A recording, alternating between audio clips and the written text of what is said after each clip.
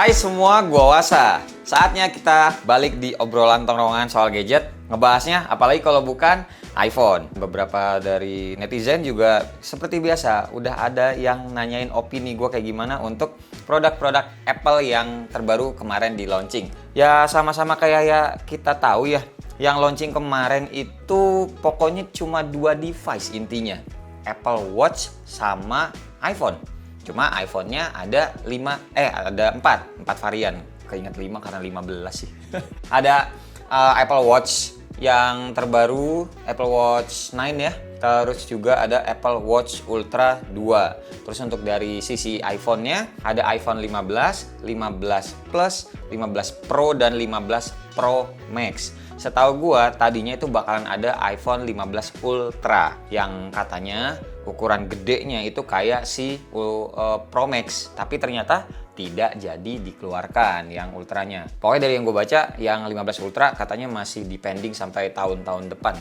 Oke, mulai bahas pertama dari yang Apple Watch-nya aja dulu karena kayak cuma sebentar deh. Gue nggak begitu tertarik, masih tidak tertarik sama Apple Watch sampai saat ini. Yang tadinya gue kirain Apple Watch Ultra itu yang kedua bakalan ada warna hitam, tapi ternyata tidak ada. Jadi ya sudahlah, malas aja gitu loh. Baterainya sama dan diklaimnya juga bisa up to 72 jam dan itu bener. Waktu gua cobain juga cuma bisa 3 hari ya, 72 jam dan ya udah masih ngecas lagi, menurut gua masih kurang lah. Apalagi yang Apple Watch yang biasanya tuh Apple Watch 9 ya. Chipnya sih baru, pakainya S9. Terus juga ada fitur unik sih yang menurut gua kayaknya bakalan ditiru sama smartwatch Android ke depannya nanti, soal yang gestur double tap nge-pinch gitu kayak nyubit jempol sama telunjuk kita. Jadi itu kita bisa nerima telepon, bisa nutup telepon, bisa baca message juga, bisa nge-start voice note juga kayak gitu-gitu. Ya unik sih. Menurut gua it's good gitu. Jadi kayak misalkan kalau misal lagi ngendarin motor, pengendarin mobil gitu ya, ngelihat ada siapa nih? Oh, tangan kanan kan masih nyetir. Yaudah, tit. Nah, jadi bisa dioperasikan melalui pinch atau tap 2 seperti itu. Bagus Apple. Udah kayak gitu aja, gue nggak tertarik pokoknya. Kita lanjut ke iPhone-nya. Nah ini sebelum ngomongin masuk ke ranah iPhone 15, the first of all, gue tuh say thanks banget buat iPhone yang akhirnya menghilangkan yang namanya Lightning port dan welcome USB Type-C, the new era. Cuma curiganya gue itu sebenarnya bukan maunya Apple sih, karena tuntutan dari Eropanya aja, jadi Apple mau nggak mau. Walaupun USB Type-C-nya tuh berbeda kemampuannya antara yang 15 sama 15 Pro seriesnya, tetap aja USB Type-C itu lebih ngebantu nanti di dalam pemakaian sehari-hari. Misalkan teman-teman juga mau transfer data itu bisa lebih cepat. Terus yang kedua, teman-teman punya kipas buat disambungin ke handphonenya buat pendingin gitu. Kalau buat main game ya yang rata-rata semuanya pakai Type-C, itu bisa juga ditempel di MagSafe di belakangnya. Kepake banyak deh. Oke, untuk iPhone 15 dan 15 Plus ukurannya 6,1 inch dan juga 6,7 inch masing-masing. Sekarang untuk yang base modelnya kita udah dapat Dynamic Island dari sisi layarnya. It's good karena pengalaman menggunakan iPhone 14 Pro series itu turun di base modelnya iPhone 15. Dan ini juga menurut gua bagus di nits layarnya. Karena sekarang itu layarnya menjadi 2000 nits, yang mana makin terang dan hampir mirip-mirip juga sama yang 14 Pro series kemarin. It's good. Terus warnanya juga ada 5, pink, yellow, green, blue, sama black. Dan warnanya tuh gue ngeliatnya manis sih. Warna-warna yang yang muda banget lah, ibarat sirup tuh kebanyakan air, tapi bagus. Apalagi yang warna pinknya cocok banget buat jadiin hadiah ya buat pasangan teman-teman yang cewek ya, buat ani-ani juga ya silakan tuh, warna pink bagus pokoknya. Terus gue juga bisa bilang ini iPhone 15 adalah sebuah jawaban buat teman-teman yang sekarang atau saat ini mungkin sedang menggunakannya iPhone 13 series dan tidak mengganti ke iPhone 14 series karena masih sama aja. Nah, ke iPhone 15 ini tepat kalau misalkan teman-teman mau upgrade, atau teman-teman yang mungkin makainya tuh iPhone jauh deh sebelum iPhone 13, 12, 11, 10, 10s. Ini iPhone 15 tuh bagus gitu buat teman-teman beli karena balik lagi ya, Type-C. Terus berasa new iPhone karena ada Dynamic Island-nya. Jadi untuk iPhone yang modelan nih kayak ini contohnya gue masih ada yang iPhone gini, ini masih notch yang model lama, ini sebenarnya kan udah kayak jadul banget ya, kenanya iPhone, nggak iPhone baru banget. Nah iPhone baru banget kan yang Dynamic Island. Kalau kemarin cuma ada di 14 Pro Series, kali ini di base modelnya udah ada Dynamic Island. Jadi kalau mau ganti silahkan. Buat kamera belakangnya itu kan kelihatannya cuma dua ya. Yang satu itu 48 megapiksel lensa utamanya dan satu lagi adalah lensa ultra wide. Tapi pada saat kita pengoperasiannya di situ kita kayak ada 3 lensa. Jadi untuk pengoperasiannya yang di sebelah kiri itu ada yang ultra wide, yang di tengah itu 1x dan yang di kanan itu 2x. Nah yang 2x itu ala-ala telefoto dibilangnya.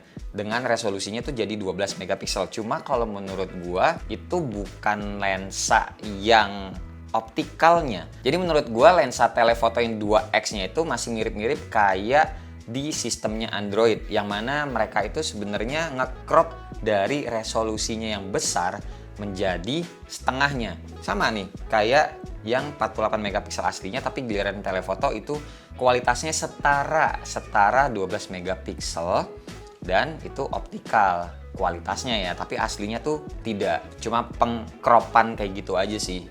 Nah terus juga dari sisi prosesornya sendiri, wah ini Apple baik lagi. Base model biasanya dikasihnya ya udah yang base aja gitu, tapi ini kita dikasihnya chipset A16 Bionic. Ya, chipset yang sama persis kayak iPhone 14 Pro series kemarin, which is good, kenceng. 14 Pro ini tuh gue udah pakai, kenceng, terus awet juga, ngecasnya aja masih lama lah kalau dibandingin Android mah ya. Terus untuk bagian fisiknya lagi di sebelah kiri ya, di atasnya volume, jadi ya mute switch-nya yang selama ini kita tahu mute switch-nya itu bakalan berubah, ternyata di iPhone 15 yang base modelnya 15 dan 15 Plus itu tidak berubah, masih sama, cuma mute switch aja. Terus yang mute switch-nya berbeda itu ada di Pro Series, nanti kita bahas. Buat harganya sendiri, untuk iPhone 15 aja yang base modelnya, kalau ngelihat dari harga yang di webnya Singapura, itu kalau langsung di-convert ke rupiah, yang 128 GB aja itu 14.670.000.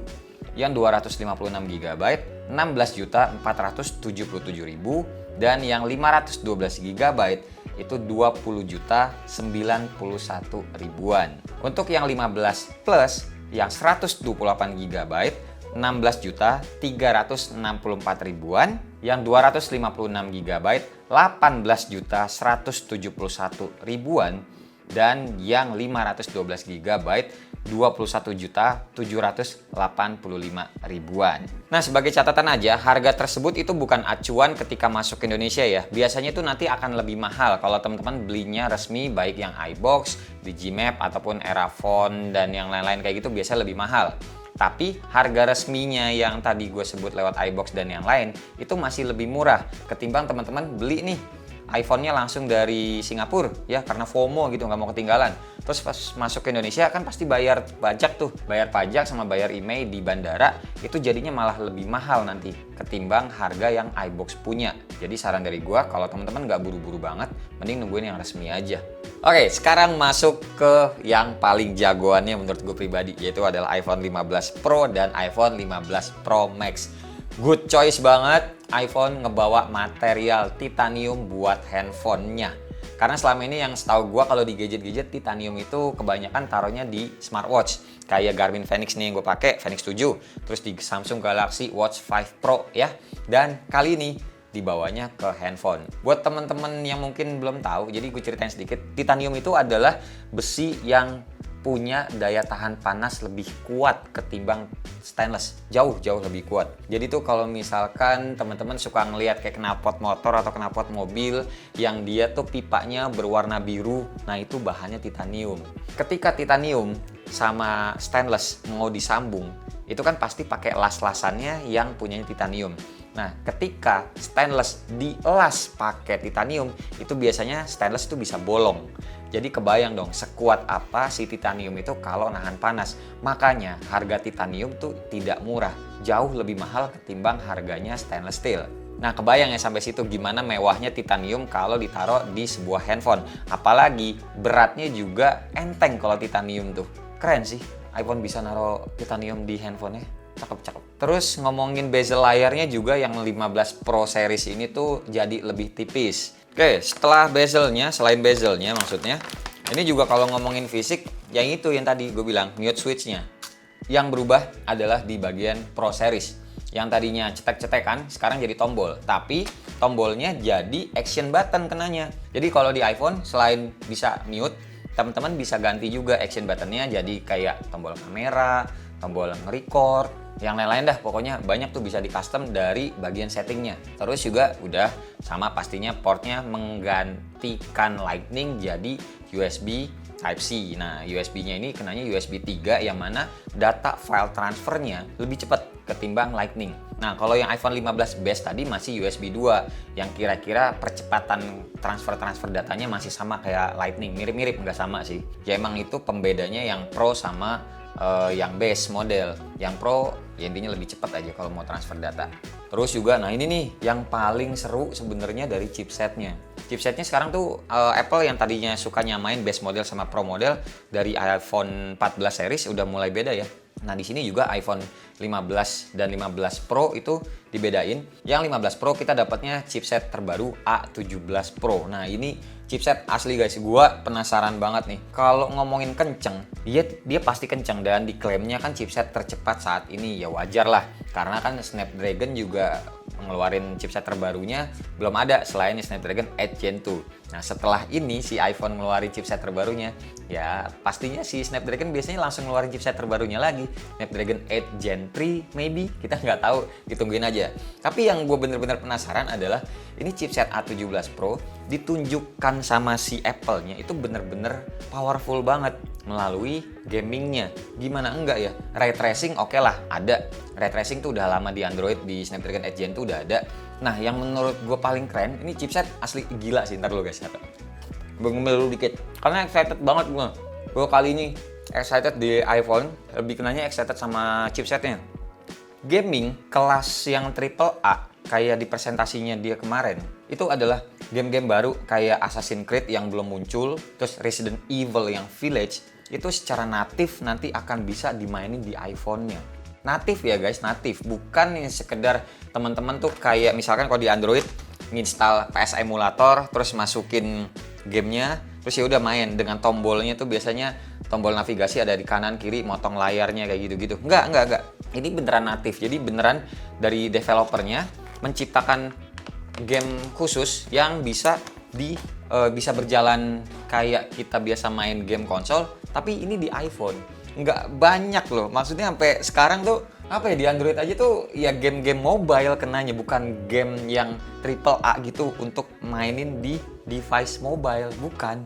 Ini penasaran banget gue makanya sama si chipset A17 Pro nya ini, keren sih. Ntar kita lihat ya kayak gimana kalau misalkan udah ada handphone, udah ada device yang udah beli gitu loh. Oke, sekarang lanjut lagi aja ke kameranya. Ini kamera utamanya kan 48 megapiksel ya. Nah, 48 megapiksel masih sama juga kayak base modelnya. Cuma ini dia unik deh. Karena di 1X-nya itu teman-teman bisa ngerubah ke 24 mm, 28 mm, sama 35 mm. Itu sama kayak ini sih. Kita seakan-akan punya lensa telefoto buat di zoom segitu. Cuma kalau di Android ya itu yang tadi gue bilang, biasanya kalau Android tuh 1,3x, 1,5x atau 1,8x gitu ya. Tapi kalau si iPhone naruhnya tuh milimeter. Karena Pro series jadi kan lensanya ada 3 dan ini ada yang lensa optikalnya. Optical zoomnya itu yang 12 megapiksel 3 kali optical zoom untuk yang 15 Pro. Kalau 15 Pro Max itu 5 kali optical zoom. Inilah yang kayaknya tuh di tahun ini gue bakalan makainya bukan yang Pro series, tapi gue pakainya yang Pro Max series. Yaitu soalnya tumben-tumbenan iPhone 15 Pro sama Pro Max biasanya nggak ada beda kamera, cuma beda size sama baterai aja. Tapi kali ini kameranya juga dibedain, walau cuma di optical zoom-nya aja. Sebenarnya itu adalah lensa periskop, cuma si Apple nggak mau nyebutnya itu periskop sih. Kalau dari image atau gambar renderan yang dia kasih, sistem cara kerjanya mantul-mantulin cahaya itu sebenarnya periskop sih kalau di Android ya, cuma si iPhone nggak mau menyebutnya aja. Stabilisasinya juga lebih baik, karena tuh ada always-nya yang 3 axis kalau nggak salah ya. 3D axis gitu, itu cuma ada yang di Max-nya doang. Karena emang kalau ngelihat dari gambar renderan yang ada ruang lebih yang bisa dimanfaatin dengan di iPhone yang ukurannya Pro Max yang lebih besar. Makanya itu yang gue lebih tertarik buat beli Pro Max sih untuk di tahun ini. Terus juga sekarang ngerekamnya itu bisa di 4K 60 fps. Kalau tadinya itu 4K 30 fps mentoknya. Terus ini juga baru ada device-nya nanti tuh di bulan ini juga September, kalau nggak salah tanggal 22 gitu loh. Dan harganya juga kata orang-orang pas gue baca komen-komen di IG teman-teman gue yang pada posting, pada bilangnya harganya tuh wah sekarang yang Pro Max harganya lebih mahal $100. Mungkin karena titanium. Guys, ini gue lurusin. Tidak lebih mahal. Ini Apple masih bisa dibilang baik karena harganya itu masih bisa dibilang sama aja dengan bahan yang lebih mahal. Karena yang 128 GB yang di Pro Max itu tidak ada. Jadi kalau yang iPhone 15 Pro Max itu startnya dari 256 GB. Ada 3 varian jadinya kalau yang Pro Max. 256, 512, 1 tera. Tapi kalau yang Pro doang, 15 Pro itu ada 4. Ada 128-nya. Nah, kalau kita ngejabarin harganya lagi ya, ini yang 15 Pro aja 128 GB itu ada di angka 18.592 ribuan. Sedangkan yang 256 GB 20.396 ribuan.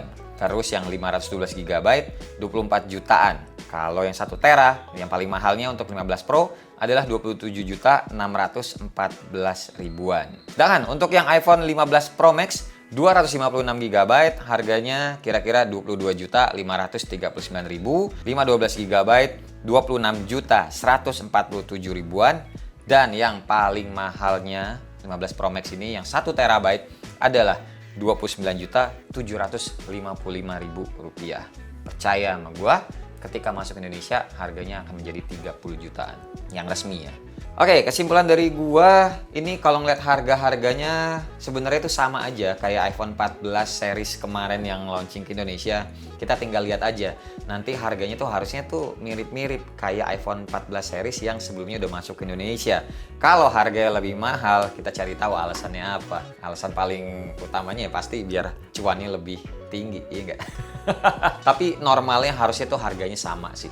Gitu ya.